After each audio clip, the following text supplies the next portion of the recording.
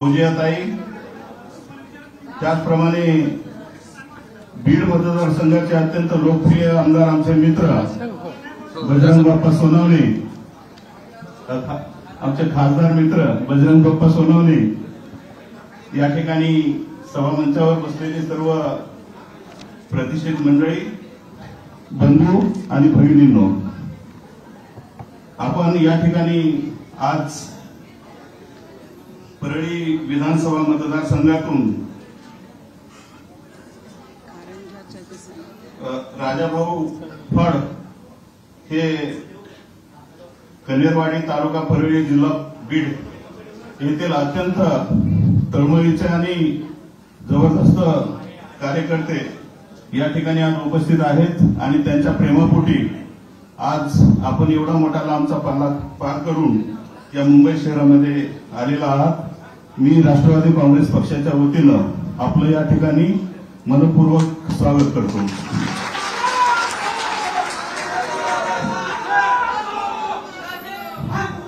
या ठिकाणी ज्यांचा प्रवेश आज या ठिकाणी होणार आहे हे राजाभाऊ फड हे 25 वर्षापासून कनेरवाडीचे नगर सरपंच म्हणून ते अथवा त्यांच्या कुटुंबातील व्यक्ती गेल्या 25 वर्षापासून सातत्यानं त्या ठिकाणी आहेत आणि परळी तालुक्यातलं ते बघायला गेलं तर सर्वात मोठं गाव आहे। सरपंच संघटनेचे ते अध्यक्ष म्हणून त्यांनी पूर्वी राहिलेले आहेत आणि आताच समोर एक आमदार उभे असताना मार्केट कमिटीमध्ये, परळीच्या मार्केट कमिटीमध्ये संचालक म्हणून ते प्रचंड मताने निवडून आलेले आहेत। यापूर्वी ते रासपचे, राष्ट्रीय समाजवादी पक्षाचे युवक प्रदेशाध्यक्ष होते आणि गंगाखेडचे सन्माननीय जे कोण आमदार आहेत सध्या त्यांना निवडून आणण्यामध्ये यांचा सिंहाचा वाटा त्यावेळेला राहिलेला आहे। विशेष म्हणजे त्यावेळेला ते जे उमेदवार होते ते तुरुंगात होते, परंतु राजाभाऊंनी प्रचंड मेहनत करून त्यांना निवडून आणण्याचं काम त्या ठिकाणी केलेलं होतं। अशा प्रकारे एक हरवणारी आणि संपूर्ण सामाजिक संस्था, राजकीय सुद्धा ते होतेच, राजकीय व्यक्तिमत्व आहेच त्यांचं। अशा परिस्थितीत सामाजिक, शैक्षणिक, सांस्कृतिक अशा विविध संघटनांशी त्यांचा निकटचा परिचय आणि त्यांनी सर्वसामान्य लोकांना आपलंसं करून घेतलेलं आहे आणि आज ते या ठिकाणी आज आदरणीय शरदचंद्रजी पवार साहेब यांच्या उपस्थितीमध्ये आज प्रवेश घेत आहेत। मित्रांनो, आपल्याला सगळ्यांना कल्पना आहे की महाराष्ट्राच्या कानाकोपऱ्यातून तो विदर्भ असो, कोकण असो, पश्चिम महाराष्ट्र असो, उत्तर महाराष्ट्र असो, मराठवाडा असो, सर्वच ठिकाणावरून आज युवक, प्रचंड मोठ्या प्रमाणावर युवक आज साहेबांच्या नेतृत्वाखाली अविरतपणे कामाला लागलेलं आहे।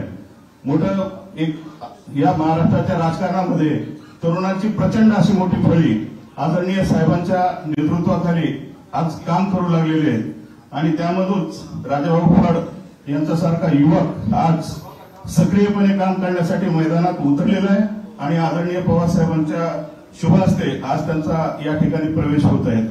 या प्रसंगी मी आपल्या सर्वांचं स्वागत करत असताना मी आता विनंती करतो फौजियाताईंना की आपण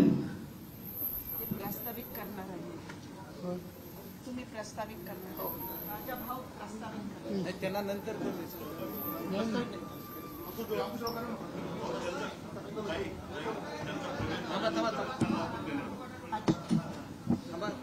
साधारणपणे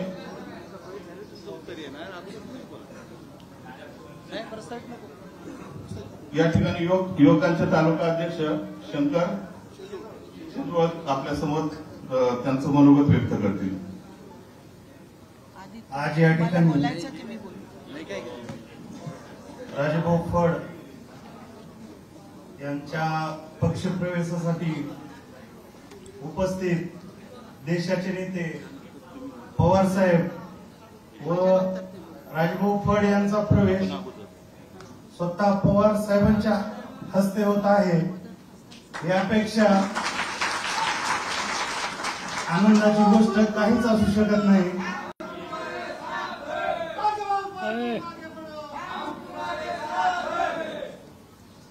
आणि राजभाऊ फड यांच्या पक्षप्रवेशानं आजपर्यंत जी परिस्थिती होती, आजच्या दिवसापर्यंत जी परळीतल्या राजकारणाची परिस्थिती, पक्ष फुटल्यानंतर आमच्या नियुक्त्या झाल्या, 1 वर्ष आम्ही परळीत कसं काम केलं, आतापर्यंत काय काम केलं व राजभाऊ फड यांचा प्रवेश झाल्यानंतर पक्ष संघटनेत असो, पक्ष विचार, पक्ष जोडण्यात असो, जो पक्ष परळी मतदारसंघात भरारी घेणार आहे त्यात एक कौतुकास्पद किंवा एक नव उमेद आल्याशिवाय राहणार नाही, एवढं बोलतो. आणि राजभाऊ फड यांच्याबद्दल सांगायचं झालं एवढंच बोलतो.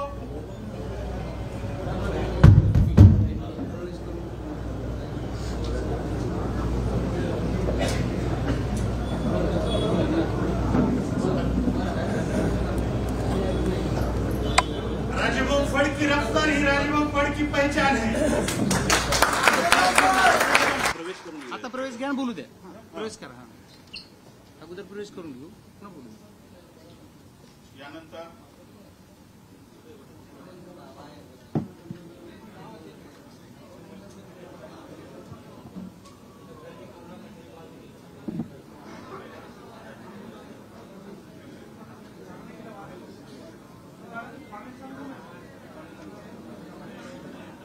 प्रवेश झाल्यामुळेच त्यांना उत्तर देता येईल ना. प्रवेश झाल्यामुळेच त्यांना उत्तर देता येईल ना, बोलता येईल.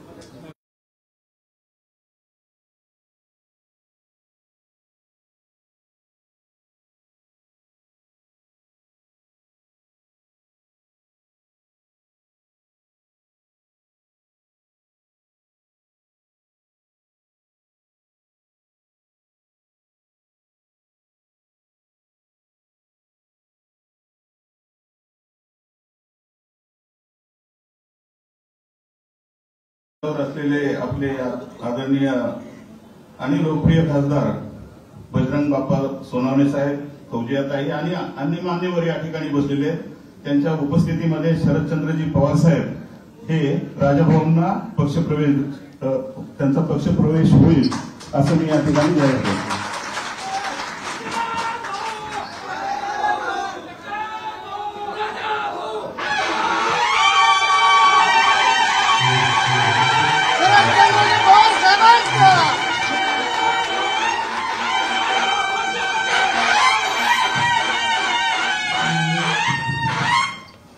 तुतारी जोरदार वाजते.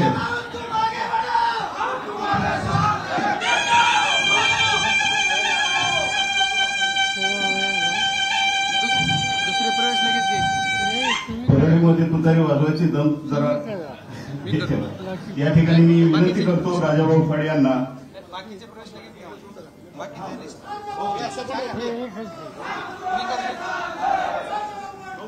मला करा.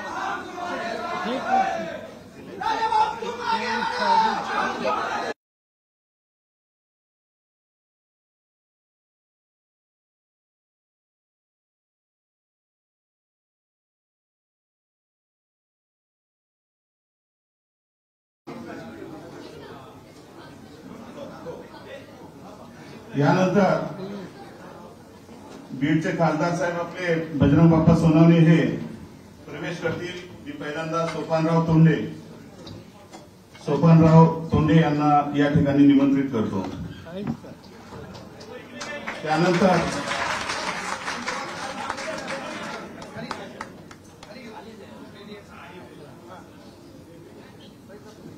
त्यानंतर मंगलताई श्रीकृष्ण सोळंके, जिल्हा सरचिटणीस भाजपा, हे आता बजरंग बाप्पा सोनवणे यांच्या शुभ हस्ते राष्ट्रवादी काँग्रेस पार्टी शरदचंद्र पवार मध्ये प्रवेश करत आहे. प्रमोद किरवले, माजी जिल्हा परिषद सदस्य बीड, प्रमोद किरवले, माजी जिल्हा परिषद सदस्य बीड, भाजपा यांचा या ठिकाणी प्रवेश होतोय. त्यानंतर डॉक्टर जान मोहम्मद शेख, जिल्हा संघटक बीड, शिवसेना शिंदेगड यांचा प्रवेश आज या ठिकाणी बजरंग बाप्पा करतायत. यानंतर श्री विक्रम रमेश देशमुख, उद्योजक आणि सामाजिक कार्यकर्ते, राष्ट्रवादी काँग्रेस पार्टी, अजित पवार गट, हे आज या ठिकाणी प्रवेश घेत आहेत. श्रीमती अश्विनी नागोराव सोळंके, माजी सरपंच नागापूर, या भाजपच्या कार्यकर्त्या आहेत, त्या या ठिकाणी प्रवेश घेत आहेत. त्यानंतर पद्माकर लहाने, राष्ट्रवादी काँग्रेस पार्टी अजित पवार गट, हे या ठिकाणी आदरणीय बजरंग बाप्पा सोनवणे यांच्या हस्ते प्रवेश घेत आहेत. त्यानंतर कुसुमताई शिंदे, माजी सरपंच जयगाव, यांचा प्रवेश होत आहे. त्यानंतर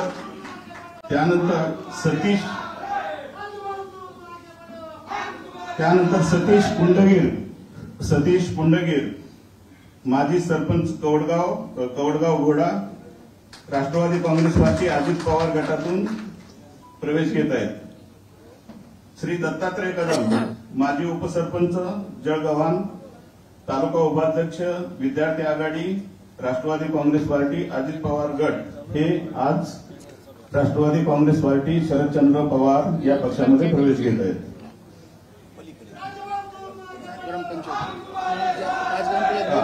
हे साधारणतः ह्या सर्व प्रमुख व्यक्तींचे प्रवेश या ठिकाणी संपलेले आहेत. म्हणून आता मी विनंती करतो राजाभाऊ खळे यांना की प्रवेश केल्यानंतर आपलं मनोगत या ठिकाणी आपण व्यक्त करावं.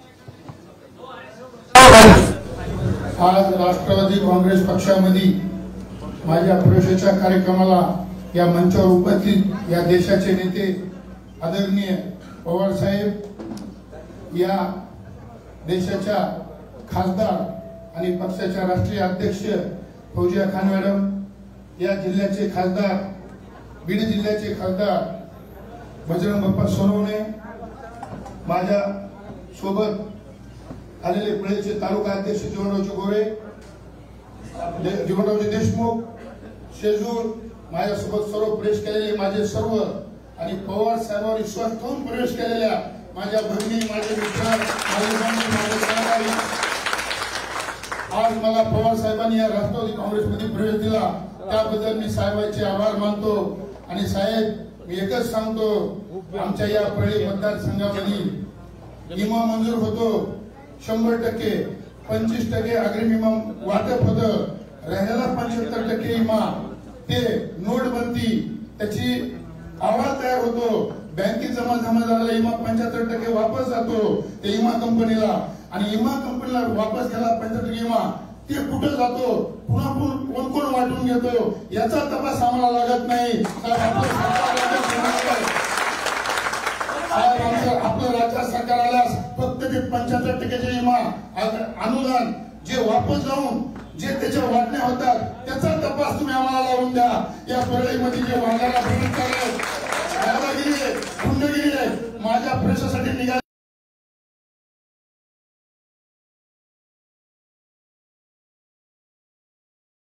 करू साहेब, एकही गाव नाही, एकही कार्यकर्ता नाही ज्याच्यावर खोटे गुन्हे दाखल नाहीत. परळीमध्ये कुणी तुमच्याकडे प्रवेश केला उभा टाकायचं म्हणलं की त्याच्यावर गुन्हा दाखल झालाच. आता माझ्यावर सुद्धा गुन्हा दाखल होणार आहे, पण ही जनता पक्ष तुमच्या सोबत आहे, गुन्हा दाखल घेणार नाही. ज्या गावच्या बुरी त्याच गावच्या बाबडे. या अगोदर माझ्या गावचे रुग्णाराव मुंडे आमदार होते या परळी मतदारसंघाचे, रेणापूर मतदारसंघात असताना या परळी साहेब पवार साहेब अशी परिस्थिती 900 करोड रुपयाचा फंड या परळीमध्ये शासनात आला.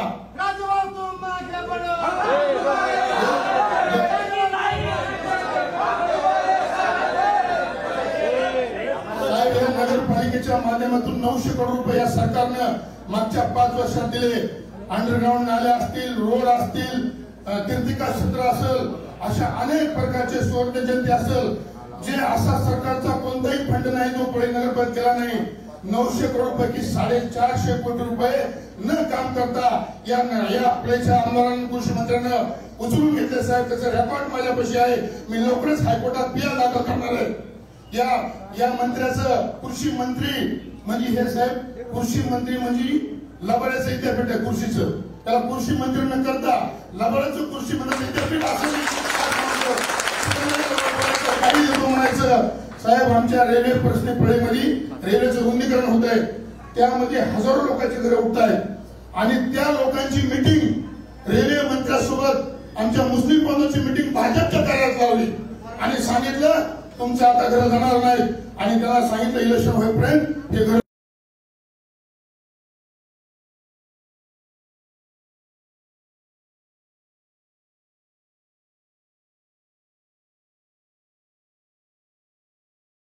आणि मंत्री उठतात कुठल्याही घोषणा करतात, काही देत नाहीत आणि कुणी काही बोलायला झालं तुला गुन्हा दाखल करू.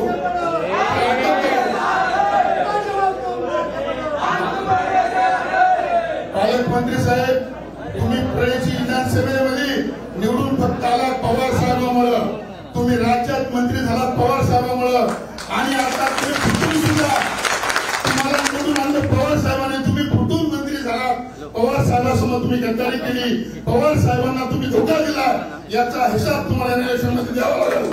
हे मी तुम्हाला सांगतो साहेब. यांचं कसं उठलं की कुठून काय मिळतंय, आमच्या पदात काय पडतंय,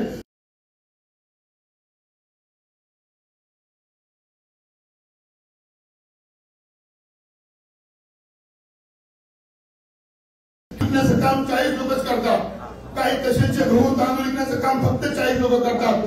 प्रळेचा विकास म्हणजे एक अलीबाबा आणि 40 चोराच्या पलीकडे गेलेला नाही. मी सांगतो साहेब, आज आपल्या पक्षाकडे 10 लोकांनी उमेदवाराची मागणी केली, 10 लोकांनी प्रळे मतदारसंघातून. तुम्ही कुणालाही अटक करा, तुम्ही कुणावरही गुन्हे दाखल करा, प्रळेची जागा ही पवार साहेबांची आणि पवार साहेबांचीच निवडून येणार आहे हे मी आपल्याला सांगतो.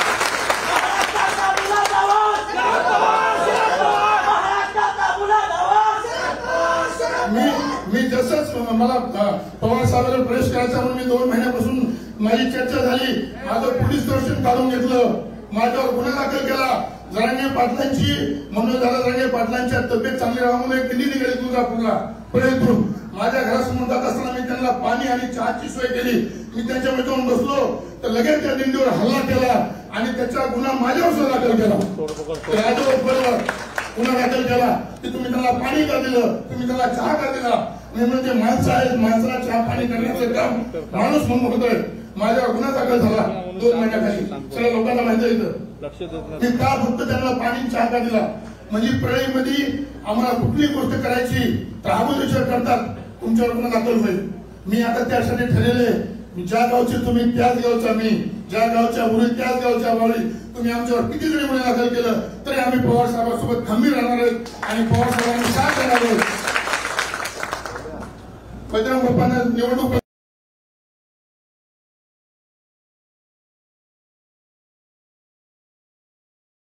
प्रथा जर या राज्यातून आली असेल, देशातून आली असेल, त्या राज्याच्या कृषी मंत्र्यांनी आणली. पूर्ण दादागिरीच्या भाषेवर राजकारण इलेक्शन करतात ते. आणि तुम्हाला एक विचार करा, तुम्ही सर्वसामान्य जनतेला तुमच्यापासून काय केलं तुम्ही समाजासाठी, एक काम तुम्ही आमच्या समाजासाठी केलं दाखवा. आणि आज आम्ही तुम्हाला हे सांगतो की धनंजय मुंडे साहेब तुम्ही समाजासाठी एक काम केलं दाखवा. साहेब साधा आमच्या प्रळेमध्ये भगवान बाबाचा पुतळा सुद्धा या पालकमंत्र्यांना मागणार आहे. काय नाही म्हणून आमचा पुतळा काय केलं तुम्ही आमच्या समाजासाठी. समाजात तुम्ही बदल घेता, 25 वर्ष 30 वर्ष झालं समाज तुमच्या मागे म्हणून दाखवता आणि समाजासाठी तुमचं कार्य शून्य. मी एकच विनंती करतो साहेब, तुम्ही जसं तुमचं सरकार येतंय तसं प्रळेमध्ये ह्या सगळ्या चौकशा लावा आणि या पालकमंत्र्याच्या भ्रष्टाचाराला कुठेतरी आळा घाला. त्या पालकमंत्र्यानं साहेब जाहीर सभेत सांगितलं देशात कुणाचाही नाद करा पण पवार साहेबाचा नाद करू नका. पालकमंत्री साहेब तुम्हीच आता पवार साहेबाचा नाद केलाय. आता इलेक्शनमध्ये तुम्हाला मी सांगतो तुम्ही पवार साहेबाचा नाद केलाय. आता पवार साहेबाचा नाद केल्यास काय होतंय येणाऱ्या विधानसभेला तुम्ही बघा. आणि मला दिल्याबद्दल मी साहेबांचे आभार मानतो आणि एवढंच सांगतो साहेब, आम्ही आमच्या ताकदीशी आम्ही आमचा जीव गेला तरी आम्हाला अटक केली तरी आमच्या 300 दिवसाचा गुन्हा दाखल केला तरी आम्ही तुमच्यासोबत राहणार आहेत आणि पवार साहेबांसोबतच आमचं आता इथून पुढचं आयुष्य आम्ही आमचं अर्पण करून पवार साहेब सांगते तेच आदेशाचं आम्ही पालन करू एवढं पाहिजे आणि थांबतो. जय हिंद, जय महाराष्ट्र, पवार सर्वांचा. पवार साहेब तू आया ब्रो. धन्यवाद.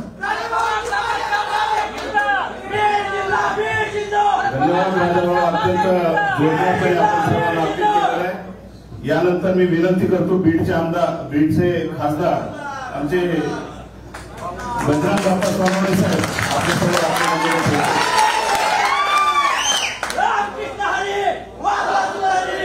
आज तुमचं आमचं सर्वांचं लाडकं नेतृत्व आदरणीय पवार साहेब, देशाच्या राष्ट्रीय आपल्या असणाऱ्या सदस्य आदरणीय या राज्यसभेच्या खासदार आदरणीय पूजाकांताई, ज्यांचा प्रवेश आताच आपल्या पक्षात झाले असे आपले परळीचे राजेभाऊ फड, तुमच्या जिल्ह्याच्या महिलांचे अध्यक्ष आदरणीय संजीवनीताई देशमुख, व्यासपीठावर असणारे आमचे पूजेचे आदरणीय राजेंद्रजी पवार साहेब, सन्माननीय सर्व व्यासपीठावरील ज्यांनी प्रवेश केला असे पदाधिकारी, आमच्या परळीचे शहराचे अध्यक्ष देशमुख साहेब, युवकांचे अध्यक्ष परळीचे शेजूजी आणि तमाम जमलेले परळी विधानसभा मतदारसंघातील सर्व कार्यकर्ते, पहिल्यांदा मी ज्या राजेभाऊ फड आणि त्यांच्या सर्व टीमनी पक्षात प्रवेश केला याच्यासाठी त्यांचे सर्वांचे मनपूर्वक आभार मानणार आणि त्यांनी त्यांच्या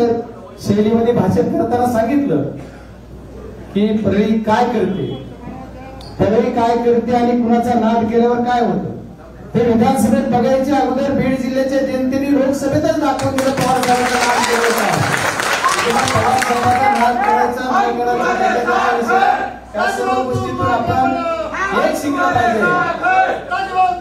बीड जिल्हा आपल्या पहिल्या इतिहास जर बघितला 25-30 वर्षापासून तर आदरणीय शरदचंद्रजी पवार साहेबाला मानणारा जिल्हा अशी बीड जिल्ह्याची ओळख आहे.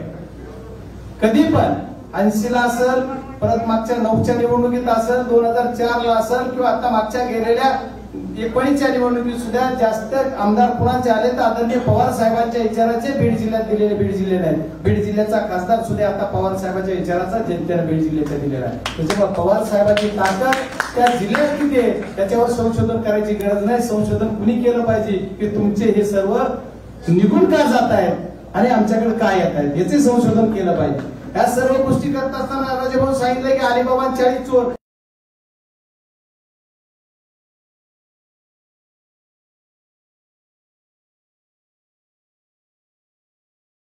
बीडच्या बाबतीत जर सांगायचं झालं तर विकासाच्या बाबत असेल किंवा दुसऱ्या कुठल्याही बाबतीत असेल, सर्व काही गोष्टी आपण सर्व मीटिंग मध्ये वेगळ्या वेगळ्या पद्धतीने सांगतो. पण मी आज बोलणार आहे फक्त राजेभाऊ विषयी. राजेभाऊ मी तुमचं कौतुक करणार आहे, आभार करणार आहे, कारण ज्या वेळेस लोकसभेची निवडणूक डिक्लेअर झाली, माझं नाव जाहीर झालं किंवा जाहीर होणार होतं, त्यावेळेस मला त्यांनी फोन करून सांगितलं की आम्ही आता तुमच्या बरोबर काम करणार आहे. जशीच परिस्थिती बदलली, ते राष्ट्रपाचे युवकचे प्रदेशाध्यक्ष म्हणून काम करत होते आतापर्यंत, आजच्या क्षणापर्यंत, पण आज त्यांचा आपला प्रवेश झाला, ते परिस्थिती बदलली आणि राष्ट्रपाच्या नेत्यांनी गंगाखेडने परभणीमधून निवडणूक लढवायचं ठरवलं की त्यांनी मला सांगितलं बाप्पा माफ करा, मी तुमचं काम करू शकत नाही. म्हणजे खरं बोलणारा, न फसवणारा, सांगणारा कार्यकर्ता त्याच्यामुळे राजेभाऊचं कौतुक आहे. आज सुद्धा साहेब बीड जिल्ह्यामध्ये मागच्या महिना 2 महिन्यापासून आम्ही काम करत असताना बघतो, जो बी कुणी असेल बीड जिल्ह्यात त्यांचा हात पुरा नव्हता, पण परळी विधानसभेपुरता तरी एखादा कार्यकर्ता जर प्रवेश करून बाहेर निघायचा झाला तर त्याला लगेच फोन केला जातो, त्याला दाब दिला जातो, त्याला काही पूर्ण जे नाही ते केलं असताना सांगितलं जातं तू जायचं नाही. आता ज्यांनी प्रवेश केला ती सुद्धा तुम्ही सांभाळून राहा बरं का, नाही तर तुम्हाला आणखी किती फोर्स लावते की असं नका करू. तुम्ही पुन्हा म्हणायचं की नाहीये पवार साहेबांकडे गेला नव्हता, याला बळच लिहिलं, असं बळच लिहिलेला कुणी आहे का? आणलेला इथं आलेले बेमीच्या देठापासून पवार साहेबांवर प्रेम करून तेवढं वरळतायत, तेवढं प्रेम दाखवतायत सर्व कार्यकर्ते. याच्यापेक्षा 5 पट जनता पवार साहेबांवर प्रेम करते, पण ती व्यक्त होण्यासाठी किती दडपशाही होती, किती दंडमशाही होती. राजेभाऊंनी सांगितलं, ते म्हणले किती बोगस केलं. आता त्याचे साक्षीदार मी नसून तुम्हीच, तुमच्या गावावरून तुमच्या बुथवूनच सांगा की तुमच्या इथं आम्हाला किती मदत दिली. पण त्याच्या पुढचं मी सांगितलं की तुमचं कौतुक आहे, तुम्ही आम्हाला मतदान देणार नाही म्हणून सांगितलं, त्याच्याबद्दल तुमचे आभार. कारण तुम्ही जे एका नेत्याबरोबर एकनिष्ठ राहता, त्यांच्याबरोबर राहिला, तुम्ही जिथं असाल तिथं प्रामाणिक काम करताय. येणाऱ्या काळामध्ये तुम्हाला प्रामाणिकतेने आपल्याला परळी विधानसभा मतदारसंघ राष्ट्रवादी काँग्रेस शरदचंद्रजी पवार पार्टीचा निवडून आणायचा. प्रवेश करताना कुठली आठ टाकली नाही. आदरणीय फौजिया ताईंना पण ते बोलले, मला पण आज जे आता बोलताना बोलले माझी कसलीच अट नाही, मला आदरणीय शरदचंद्र पवार साहेबांबरोबर काम करायचंय आणि त्याची संधी मला तुम्ही द्या. आणि साहेबांनी पण त्यांना लवकरात लवकर एवढं प्रवेश आणखी प्रवेश करायला भरपूर नेते तुमच्यापेक्षा काही माझे आमदार आजी आमदार सगळे आजी आमदार सुद्धा येणार, पण बघा किती नशिबाने तुम्ही सगळ्याच्या अगोदर तुम्हाला प्रवेश दिला आहे साहेबांनी सुद्धा. त्याच्यामुळे साहेबांचं सुद्धा तुमच्यावर किती प्रेम आहे हे याच्यावर दिसून येत आहे. साहेबांनी तुम्हाला एवढा लवकर प्रवेश दिला आहे. तुम्हाला लवकर आपल्या मतदारसंघाची बांधणी करण्यासाठी कॅन्डिडेट कुणी असो, आमचा उद्देश काय तर परळीची जागा राष्ट्रवादी काँग्रेस शरदचंद्र पवार पार्टीची निवडून आणायची, तिथला आमदार परत एकदा आपला आणायचा हे तुमचं आमचं सर्वांचं ध्येय आहे. कारण कसं आहे साहेब, या मतदारसंघामध्ये मागच्या वेळेस 32,000 आपला आमदार निवडून आला. त्याचं कारण असं की इतिहासामध्ये परळी पहिल्यांदा राष्ट्रवादी काँग्रेसने आपल्या विचाराला मायनस झाली ती लोकसभेत. त्याचं कारण काय तर बऱ्याच लोकांना मतदान करू दिलं नाही. बऱ्याच काही समाज बांधवाला आमच्या शाही हाताला लावले तो झाले. अधिकारी सुद्धा एवढं मी आज काल परवा सुद्धा सांगितलं की अधिकाऱ्याची एवढी दादागिरी, अधिकारी विचारतात तू कुणाला मतदान केलंय, तू बाप्पाला मतदान केलं चल जा बाय म्हणला फोन बनायचा. म्हणजे एवढी अधिकारी सुद्धा पोलीस इन्स्पेक्टर असतील किंवा तहसीलचा तहसीलदार असेल, एवढे सर्व अधिकारी एवढे निगरगट्ट झाले, भेट नाही त्याच कार्यक्षेत्रातले त्यांच्या बातल्या होत नाही. एवढे बरेच काय प्रकार चौकशा झाल्या तर भरपूर काही निघेल. आता मी जास्त काय बोलणार नाही, पण तुमचं सर्वांचं कौतुक आहे आणि सर्वांचे पक्षामध्ये प्रवेश साहेब दिल्याच्या साहेब बोलतील त्याच्यावर. पण तुम्हाला प्रवेश झाल्याच्या नंतर तुमची एकच जिम्मेदारी आहे की माझ्या जुन्या सर्व कार्यकर्त्यांना सहकार्यांना एकत्रित घेऊन, तिथले तालुकाध्यक्ष असतील, तिथले सर्व पदाधिकारी असतील, यांना सर्वांना एकत्रित घेऊन तुम्ही काम केलं पाहिजे आणि तुम्ही करा अशी अपेक्षा व्यक्त करतो.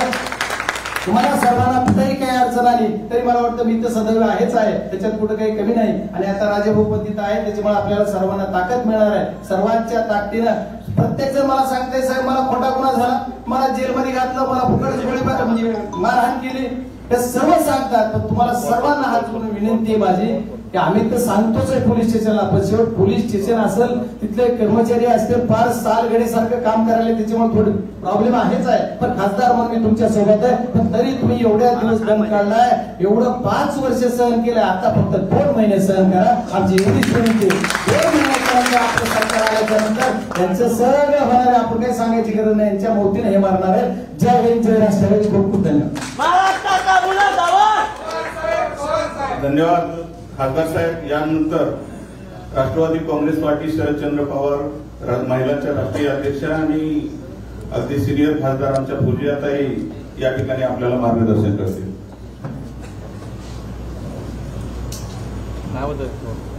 या संपूर्ण देशात ज्या उंचीच्या नेता दुसरा कोणी नाही ते आमचे शरदचंद्रजी पवार साहेब, बीडचे खासदार, जायंट किलर खासदार ज्यांनी आता प्रवेश केलेला आहे राष्ट्रवादी काँग्रेसमध्ये, ते राजाभाऊ फड, त्यांच्यासोबत आलेले पक्षामध्ये सर्व कार्यकर्ते, बंधू व भगिनी. आता देशाची आणि महाराष्ट्राची खास करून हवा सगळी पलटलेली दिसते आपल्याला. कुठेही गेलं तर कोणीही 100% लोक हेच सांगतात की आता सरकार आम्हाला हे नको आहे, आम्हाला सरकार बदलायची आहे. आणि सरकार बदलण्याचा मन सगळ्यांनी आता ठामपणे निश्चित केलेला आहे की आपल्याला यावेळी सरकार हे महाविकास आघाडीची आणायची आहे. तर राजाभाऊ फड सुद्धा मला येऊन भेटले, दिल्लीमध्ये भेटले. मी त्यांना साहेबांची भेट करून दिली. त्यांनी सांगितलं की मॅडम मला प्रवेश करायचा आहे. मी म्हणाले काय कंडिशन राहणार नाहीये, तुम्ही प्रवेश करा, पण तुमची कंडिशन साहेब निश्चित करतील काय करायचं. ते म्हणाले नाही, मला साहेबांच्या सोबत आता काम करायचं आहे. आणि म्हणून ते म्हणाले साहेबांना परळीला आणा, मी 20-25 हजार लोकांचा मेळावा घेतो तिकडे. मी त्यांना सांगितलं तुम्ही आधी या पक्षामध्ये प्रवेश तर करा. आणि आम्ही सांगितलं की थोडेसे लोक घेऊन तुम्ही या. त्यांनी एवढे मोठी संख्यामध्ये लोक इथे आणलेले आहेत की आपल्याला ते कर बदल करावं लागलं. तिकडे वायबी सेंटरमध्ये कार्यक्रम होता, मग तुमच्या उपस्थितीमुळे कार्यक्रम इथे घेण्यात आलेला आहे. तर सर्वांचं स्वागत आहे. आणि राजाभाऊ फड हे निश्चितपणे खूप दिलदार व्यक्तिमत्व आहे. सगळ्यांना हेच सांगितलं, दिलदार व्यक्तिमत्व आहे, गोरगरिबांचा काम करणारा माणूस आहे. ते शुगर फॅक्टरीच्या माध्यमातून परभणी गंगाखेडमध्ये जे शुगर फॅक्टरी आहे तिकडे जास्त काम परळीच्या माध्यमातून त्या शुगर फॅक्टरीला ऊस येऊन जातात आणि ते सगळं काम हे राजा भाऊ तिकडे बघतात. त्याशिवाय आजपर्यंत त्यांनी पंकजा मुंडेला साथ दिलेली आहे, पण आता त्यांनी निश्चित केला की नाही, जिथे अन्याय होतो, जिथे समाजाचा कुठलाही फायदा होत नाहीये, जिथे लोकांच्यावर अन्याय होतो तिकडे मला थांबायचा नाहीये. आता मला ज्या पक्षामध्ये न्याय मिळतो, ज्या पक्षामध्ये लोक काम करतात, लोकांची सेवा करतात, जिथे सगळ्यांचा मन आहे तिथे मला जायचं आहे, म्हणून ते आज आलेले आहे. यांचा एक विशेष कार्यक्रम असतो साहेब. 25 वर्षापासून त्यांच्या कानेरवाडी सर्कलमध्ये ते मुलींच्या लग्न झाला की ते 10,000 रुपये त्या लग्नाला ते मुलींना देतात. 25 वर्षापासून हा कार्यक्रम त्यांचा आहे आणि मला विशेष आनंद याचा आहे की मुलींना मदत करण्याची, त्यांच्या लग्नाला मदत करण्याची भूमिका ते घेत आहेत. देशामध्ये आणि राज्यामध्ये आज खूप विस्कळीत परिस्थिती झालेली आहे. नियोजन शून्य सरकार आहे. इथे जे सगळं विश्लेषण करण्यात आला, कशी गुंडगिरी आहे, कशी भ्रष्टाचार कसा आहे. राजाभाऊंनी सांगितलं की इन्शुरन्स, क्रॉप इन्शुरन्स, पीक विम्यासाठी, म्हणजे तिकडे सुद्धा ते बजाज अलायन्स सोबत काय व्यवहार होतो की 75% शेतकऱ्यांचा पैसा हे परत जातो विमा कंपनीला. याच्यात काय जादू आहे ते आपल्याला समजणं अवघड आहे, पण एक त्याचा प्रूफ जे आहे की कशामुळे आपल्याला हे सत्य वाटतं, कारण सगळ्यात जास्त आत्महत्या हे कृषी मंत्र्यांच्या जिल्ह्यात होतो, कृषी मंत्र्याच्या मतदारसंघात होता. तर कशाला होता? तिकडच्या शेतकरीला कशाचा त्रास आहे एवढा? जर कृषी मंत्री तिकडे असतील तर त्यांनी तर किती फायदा करून घेतला पाहिजे शेतकऱ्यांचा. आमचे साहेब जेव्हा कृषी मंत्री होते देशाचे, ऐतिहासिक कर्जमाफी त्यांनी दिलेली होती या देशाच्या शेतकऱ्यांना. आजपर्यंत कधीही एवढी मोठी कर्जमाफी झालेली नाही. पण यांना शेतकऱ्यांच्या काय व्यथा दिसतच नाही. अनेक महिला जे आहेत ते विधवा झालेल्या आहेत. मी अनेक लोकांच्या घरी गेलेले आहे, तिकडे आपण त्यांचा हाल बघितला तर असं वाटतं इथे कृषी मंत्री राहतो, असं कसं राहतो? त्याला काय याच्याबद्दल काळजी नाहीये? कायदा सुव्यवस्थेचा तेच प्रश्न, महिलांच्यावर अत्याचार चालूच आहे. कुठेही बघितलं तर महिलांवर अन्याय होतो.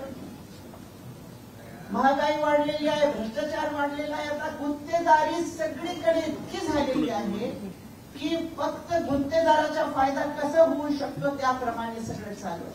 म्हणूनच रोड्स जे आहे आमच्याकडचे ते बघितले पाहिजे कसे रस्ते आहेत. रस्ते असे आहे की खड्डा कुठे आहे आणि रस्ता कुठे आहे समजत नाही. एक नॅशनल हायवे आहे गंगाखेड ते परळीकडचा हायवे, त्याच्या पार्लमेंटमध्ये मी प्रश्न उपस्थित केला. रोड संपला सुद्धा नाही बांधणं, पण मागे या मोठे मोठे क्रॅक्स त्याच्यामध्ये निर्माण झालेले. त्याची इन्क्वायरी लावली तरी सुद्धा ती इन्क्वायरी मॅनेज करण्यात आली, थर्ड पार्टी इन्क्वायरी झाली, त्याच्यात सुद्धा त्यांनी सगळं काय व्यवस्थित आहे म्हणून सांगितलं. ते थोडे थोडे क्रॅक्स भरून घेतले आणि संपले. रस्ते फुटतात, आपल्या एअरपोर्टचे छत पडतात, तुम्ही सगळं वर्तमानपत्रात वाचत आहात. तर या पद्धतीचे सरकारला आता लोकांना नको असं वाटत आहे आणि म्हणून सरकार बदलण्याची भूमिका लोक घेत आहेत. पवार साहेबांच्याकडे तर इतकी गर्दी झालेली आहे. दिल्ली असो, मुंबई असो, कुठेही पवार साहेब असले की लोकांना प्रवेश करण्यासाठी गर्दी करताना मी बघते आणि त्याच्यासाठी आपण सर्वांनी ही भूमिका स्वीकारली. मी आपल्या सर्वांचं स्वागत करते आणि आपली जागा घेते. धन्यवाद. धन्यवाद फौजियाताई. यानंतर आपण ज्यांचं मार्गदर्शन ऐकण्यासाठी उत्सुक आहात ते आपले नेते आणि राष्ट्रवादी काँग्रेस पार्टी शरद पवार साहेब या ठिकाणी आपल्याला मार्ग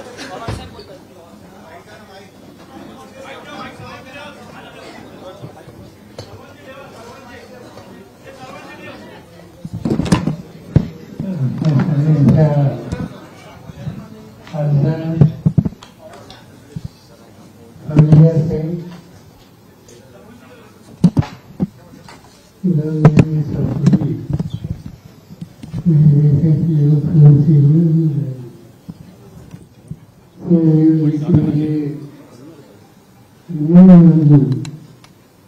मोठ्या लोकांनी विजय केला सणाने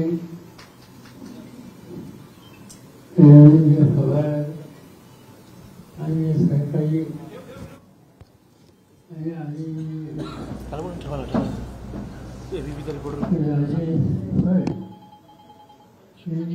राजकीय निर्णय घेतला आणि तो निर्णय घेऊन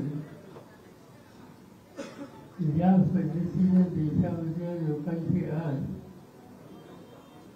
सरकारबद्दलची अपेक्षा आहे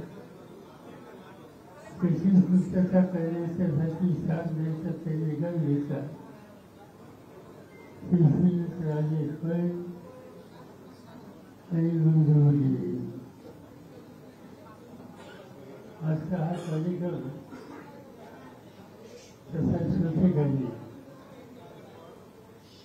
राजेश भाई यांनी आम्हा लोकांशी संपर्क साधला आणि त्यांच्यामध्ये जी अस्वस्थता आहे ती त्यांनी आम्हाला बोलून दाखवली. त्यांचं म्हणजे एकच होतं की गेली अनेक वर्ष राष्ट्रवादी काँग्रेसच्या वेगळ्या विचाराने त्यांनी काम केलं. अपेक्षा होती की सामान्य जनतेच्या जीवनामध्ये आम्ही काहीतरी बदल करू शकतो, पण ते काही घडलं नाही. आणि आणखी एक गोष्ट आहे की ज्यांच्या हातात सत्ता आहे ती सत्ता लोकांच्यासाठी वापरायची असते. ही भूमिका आपण सगळेजण जाणतो, पण दुर्दैवानं तुमच्या भागामध्ये सत्तेचा गैरवापर केला जातो. या संबंधीचा आवाज जो उठवतो त्यांच्या खोचे खच्चे बनवले जातात. अनेक दृष्टीने त्यांनी त्रास दिला जातो आणि सत्ता ही लोकांचं दुखणं कमी करण्याच्या ऐवजी सत्ता ही सामान्य माणसाला यातना देण्याच्यासाठी कशी वापरायची या प्रकारचं सेवन काही शिस्त आज त्यांच्या भागामध्ये होते काही नेत्यांच्या. आणि म्हणून त्यांनी हा निकाल घेतला की राजकारण करायचं असेल तर ते राजकारण समाजकारणाला मदत करणारं असलं पाहिजे. आणि समाजकारणाला त्रास देणारं असेल तर त्या राजकारणात मी राहणार नाही, असं राजकारण मला मान्य नाही. आणि त्यासाठीच त्यांनी हा राजकीय निर्णय घेतला. राष्ट्रवादी काँग्रेस पक्षाच्या वतीनं तुमच्या सगळ्यांच्या वतीनं राष्ट्रवादी काँग्रेसमध्ये त्यांचं मी मनापासून स्वागत करतो. जीवन बदलत आहे, शिस्त बदलत आहे. लोकसभेच्या निवडणुकीच्या पूर्वी एक देशात वेगळं शिस्त होती. देशाचे प्रधानमंत्री नरेंद्र मोदी जाईल त्या ठिकाणी सांगत होते की 400 पार आम्ही 400पेक्षा अधिक खासदार जिंकला हे सांगत होते. निवडणूक झाली, 400 पार होता 220 होता. महाराष्ट्रामध्ये 48 खासदार आहेत. त्या 48 खासदारांमध्ये आम्ही 42 जागा जिंकल्या असं मोदी साहेबांचे ते सरकारी सांगत होते. निवडणूक झाली, तुम्ही लोकांनी मतदान केलं आणि 48पैकी 31 लोक त्या ठिकाणी त्यांच्या विरोधी झाले. राष्ट्रवादी काँग्रेसने फक्त 10 जागा निवडून दिल्या. जनतेने त्या 10 ते 8 निवडून दिले आणि त्याच्यामध्ये वचन सोडवणे सुद्धा एक तुमच्या जीवनाखाली मानले जावे. याचा अर्थ आहे की लोकांना मोदींचे राज्य सध्याचे राज्यकर्ते हे मान्य नाही. आणि विशेषतः जे मागच्या 5 वर्षाच्या निवडणुकीमध्ये आम्हा लोकांच्या नावाने निवडून आले, सत्ता घेतली आणि देशामध्ये बदल होता असं त्यांना वाटतं की त्यांनी आम्हा लोकांची सुद्धा साथ होती. आणि आज भाजपकडून जाऊन आज सत्तेमध्ये ते बसले.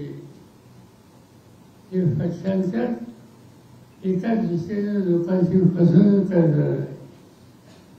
हे पक्षांतर सामान्य माणूस ज्यांनी त्यांना मतदान केलं 5 वर्षापूर्वी त्यांची फसवणूक करणारे आणि मग तो मतदारांना फसवतो. अशा ठेवून काम करायचं नाही. हा निकाल राजाभाऊंनी घेतला आणि तुम्ही सगळ्यांनी त्याला साथ दिली. त्यावेळेस या ठिकाणी एवढ्या मोठ्या संख्येनं आज तुम्ही इथं उपस्थित आहात. आम्हाला आधी सांगितलं होतं की फळवणीला सभा घ्या आणि फळवणीला सभा घेतल्याच्या नंतर तिथं 30-40 लोक जमतील आणि या निर्णयाला पाठिंबा देतील ही खात्री त्यांनी व्यक्त केली होती. मी राजाभाऊ आणि तुमच्या सगळ्या सहकार्याला एवढंच सांगू इच्छितो ही सुरुवात आहे. या सुरुवात बाल फळेवरनं मुंबईला असं दुसऱ्यांदा निवडणुकीची प्रक्रिया सुरू होईल त्यावेळेला त्याची जी इच्छा आहे की फळेला आपल्या लोकांनी यावं तर मी नक्की फळेला येईल. फळेला तुम्हाला सगळ्यांच्या सामुदायिक शक्तीच्या जोरावर आपण सगळे महाराष्ट्राला दाखवू की जनता एकदा जागी झाली, एकदा त्यांनी निकाल घेतला तर ते काय चमत्कार करू शकतात हे फळेला तुम्हाला बघायला मिळेल.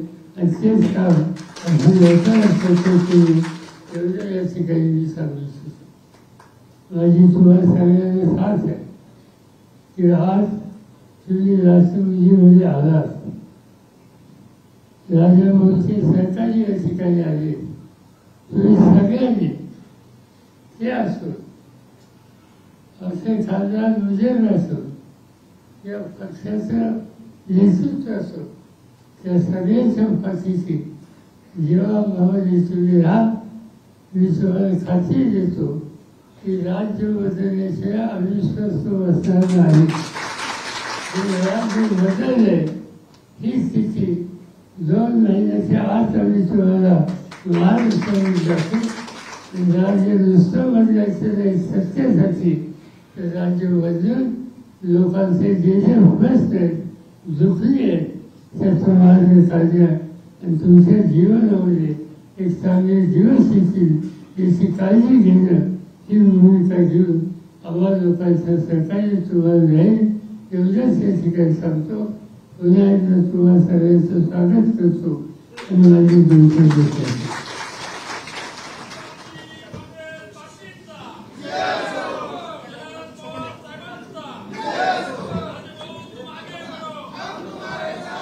धन्यवाद साहेब. या ठिकाणी हा प्रवेशाचा सोहळा संपन्न झालेला आहे. सोपन थोडे आभार मानते. आज या ठिकाणी पक्ष कार्यालयामध्ये आदरणीय देशाचे नेते शरदचंद्रजी पवार साहेब यांनी आपले परळीचे राजेभाऊ फड यांना मी स्वतः आम्हाला सर्वांना आपल्याला पक्षाने साहेबांनी प्रवेश दिला त्याबद्दल आम्ही त्यांचे खूप खूप आभारी आहोत. आपण सर्व परळी मतदारसंघातील सर्व जे कार्यकर्ते या ठिकाणी उपस्थित झाले त्यांचे पण आपण राजभाऊतर्फे मी स्वतः पक्षातर्फे खूप खूप आभारी आहोत. आणि या ठिकाणी